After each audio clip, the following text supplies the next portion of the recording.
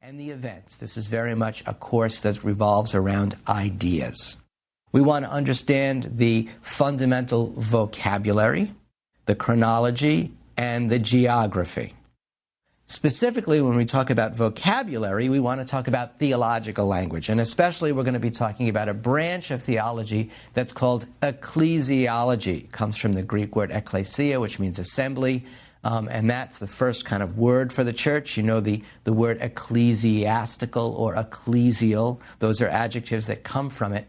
And ecclesiology is that branch of theology that deals with the nature and function of the church.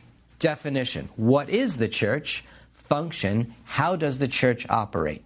And what we're going to see is this pulse throughout the whole course that different people are going to have different notions of what they mean when they say church. And that's the idea that drives the bus of this course.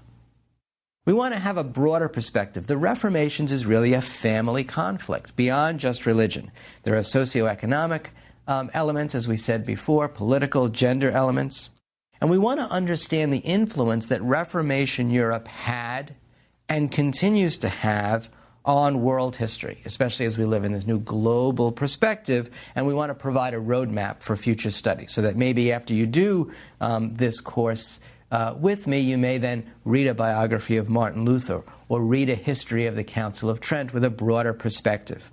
Now, I should say that some people do history top-down. You know, that history is a biography of great men is a famous statement. Of course, women don't like that statement, nor should they, because history is also the biography of great women. And it's not just behind every great man there is a great woman. We have women driving history as well. But to look at history just from the top down kind of leaves the rest of us out, right? Because how many of us are going to be popes, kings, queens, emperors, bishops? What about bottom-up history? History that's told from the lives of the people who are living the implications of the decisions of these big people. And that's a very good way of doing history. In the last 50 years, that's the way people have been doing a lot of history in any field: Civil War, American Revolution, Soviet Russia. What I want to do is I want to marry those two. I don't want to take an either-or approach, top-down or bottom-up. I want to take a both-and approach, both top-down and bottom-up history. And we're going to find that some ideas and some names and some events are going to be visited in several topics. And that's okay, too, because this whole period is a tapestry.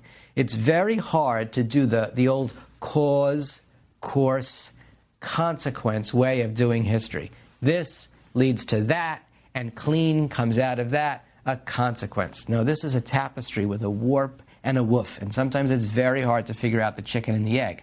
So we're going to be doing some similar ideas and words and names in several different topics, and that is entirely to be embraced, and it's entirely intentional.